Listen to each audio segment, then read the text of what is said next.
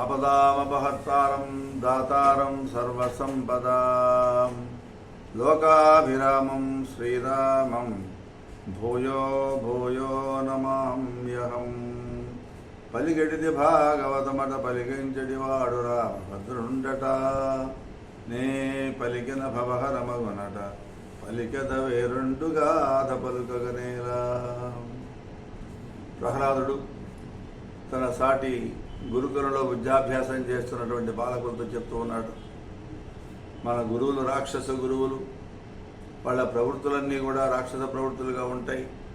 వాళ్ళకి భగవంతుడు అంటే లెక్క ఉండదు, భయం ఉండదు, అలా ఉండకూడదు. మన శాస్త్రములన్నీ ఉన్నాయి, విహితమైనటువంటి వేదశాస్త్రాల్లో ఉండే విషయాలు వాళ్ళు చెప్పరు మీకు అని ఆ వైరాగ్య బోధన చేస్తూ ఆ క్రమంలో ఒక జీవన విధానాన్ని గురించి, ఒక వేదాంతపరమైన తాత్విక చింతన ధార గురించి చెప్తూ ఉన్నాడు ప్రహ్లాదుడు తన సాటి బాలకులతోటి. మానవుల జీవితాలున్నాయి, ఈ కోరికలతో నిండి మానవులు ఈ సంసార చక్రాన్ని ఛేదించాలి అంటే ఒకటే మార్గం, శ్రీహరి సంకీర్తనం మాత్రమే. పరబ్రహ్మంలో వాక్యమే అనుభవించే ఆనందం ఎలాంటిదో అలాంటి ఆనందాన్ని ఆ మాధవుడి ఆరాధన ద్వారా మనకు లభిస్తూ ఉంది అని పెద్దలు చెప్తూ ఉన్నారయ్యా. శ్రీహరిని సేవించడం అంటే కష్టమైన పనేమీ కాదు. ఆ స్వామి సమస్త ప్రాణ హృదయాలలో అంతర్యామిగా ఉండి ఆకాశంలాగా వ్యాపించి ఉంటాడు. భోగభాగ్యాలు సంపాదించడం వల్ల ఏమాత్రం సుఖం లేదు. మానవుల జీవితాలు క్షణభంగురాలు.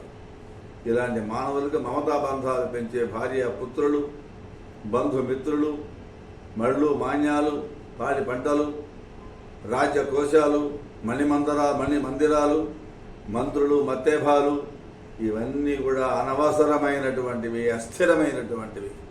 యజ్ఞయాగాదులో లభించేటటువంటి స్వర్గ సుఖాలు పుణ్యం క్షీణంపంగానే క్షీణే పుణ్యే మత్స్యలోకం విశంతి అని చెప్తుంది భగవద్గీత. ఈ పుణ్యాలన్నీ కూడా పుణ్యం చేసిన పుణ్యం అంతా క్షయమైపోయిన తర్వాత నశించిపోతాయి.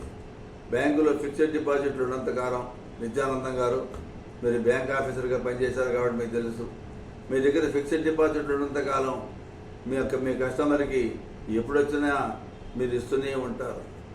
ఎప్పుడైతే ఫిక్స్డ్ డిపాజిట్ అంటే జీరో బ్యాలెన్స్ అవుతుందో, అయ్యా మా దగ్గర మీ డబ్బులేమీ లేవు, మళ్ళీ మీరు డిపాజిట్ చేస్తే దాంట్లో మీకు ఇస్తాము అని చెప్తారు. పుణ్యం కూడా అంతేనండి. క్షీణే పుణ్యే మత్స్యలోకం విశంతి. చేసిన పుణ్యం క్రమక్రమంగా ఖర్చు పెట్టుకుంటూ పోతే, అంటే వాటి ఆ పుణ్యఫలాలు అనుభవిస్తూ ఉంటే చివరికి మిగిలేదంటే ఏమీ ఉండదు అని చెప్తున్నాడు ప్రహ్లాదుడు. చెబుతూ, నాయనలారా నా మాటేనండి, ప్రతివాడు కూడా తాను ఘనుడను గొప్పవాడును ఊహించుకొని తనపై తన అభిమానం పెంచుకొని రకరకాల కర్మలు విపరీతమైన ఫలితాలు విశేషంగా చేస్తూ సత్ఫలితాలు పొందుతూ ఉంటాడు. కర్మలు ఎటువంటి కోరికలు లేకుండా చెయ్య నిష్కామ కర్మయోగం అంటాం.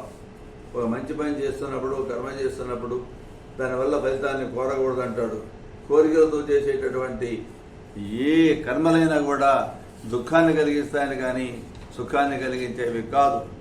పురుషుడు తన భోగం కోసంగా రకరకాల పనులు చేస్తూ ఉంటాడు, కానీ దేహం శాశ్వతమైనటువంటిది కాదు, తనతో వచ్చేది కాదు. ప్రాణం పోగానే ఈ శరీరాన్ని కుక్కలు నక్కలు తినివేసేస్తాయి.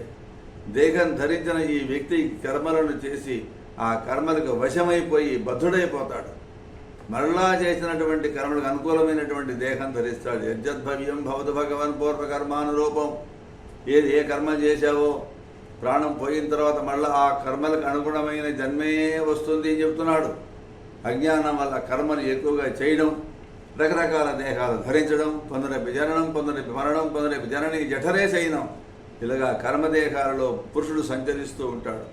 అజ్ఞానంతో కూడినటువంటి కర్మలు ధర్మార్థ కామాలను మాత్రమే అందిస్తాయి, కానీ జ్ఞానం ఒకటే మోక్షాన్ని ఇచ్చేటటువంటిది. ఆ మోక్షాన్ని అనుగ్రహించేవాడు ముకుందుడు అంటే శ్రీ మహావిష్ణువుకు మాత్రమే మోక్షాధికారం అన్నది. మోక్షం ఇవ్వాలంటే మరి ఏ దేవత కూడా ఇవ్వలేడు. ఒక శ్రీమన్నారాయణ మాత్రమే మోక్షాన్ని ఇచ్చేటటువంటి వాడు. ఆ స్వామి సర్వ ప్రాణకోటికి ఆత్మస్వరూపంలో ఉంటాడు, ఆత్మేశ్వరుడు అవుతాడు, ప్రియుడవుతాడు. ఆ మహానుభావుడు తన చేత సృష్టించబడినటువంటి పంచమహాభూతాలలో లీనమై జీవుడు అనే పేరుతో పిలువబడుతూ ఉంటాడు. కాబట్టి ప్రతి వ్యక్తి తమ హృదయాల్లో ఉండే ఆ భగవంతుడిని భక్తి శ్రద్ధలతో నిస్వార్థంగా ధ్యానించాలి.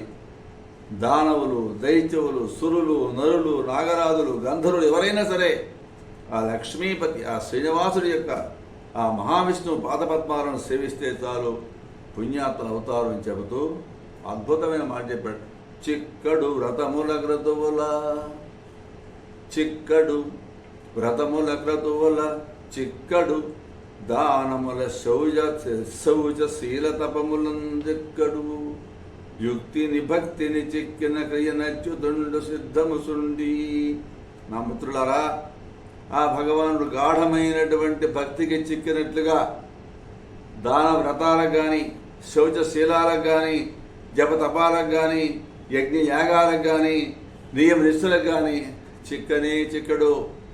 భక్తి ఒక్కటే ఆ స్వామిని పొందడానికి సాధనం, మరొక మార్గమే లేదు. చాలదు భూదేవత్వము, చాలదు దేవత్వము, అధిక శాంతత్వంబున్ చాలదు. హరిమెప్పింప విశాలోద్యములార, భక్తికి చాలిన భంగిన్. బాలకులారా, విష్ణువుని మెప్పించాలి అంటే భక్తి సరిపోయినట్టుగా బ్రాహ్మణత్వము సరిపోదు.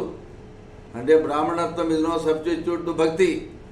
Everybody is qualified to God's grace by doing bhakti, by worshipping God.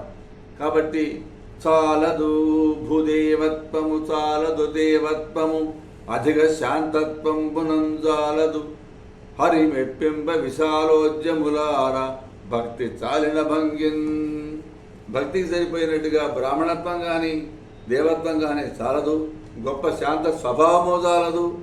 Padmanabhuni ప్రసన్నం చేసుకోవడానికి భక్తి ఒకటే సమర్థమైనటువంటిది అని చెబుతూ ధనుజులు, దైత్యులు, యక్షులు, పక్షులు, గొల్లలు, పిల్లలు, నాగులు, నారీమణులు, మృగములు, శబరులు, ఇంకా ఏ జాతి వాళ్ళైనా కానీ, ఏ పాప జీవులైనా సరే సర్వం విష్ణుమయం జగత్ అని మనసారా భావించి స్మరించి ఆ అనుభూతి పొందితే చాలు అని చెప్పాడు ఆ బాలకులకి మహానుభావుడైన ప్రహ్లాదుడు. మంగళం కోసలేంద్రాయ మహనీయ గుణాబ్ధయే చక్రవర్తి ధనూజాయ సార్వభౌమాయ మంగళం.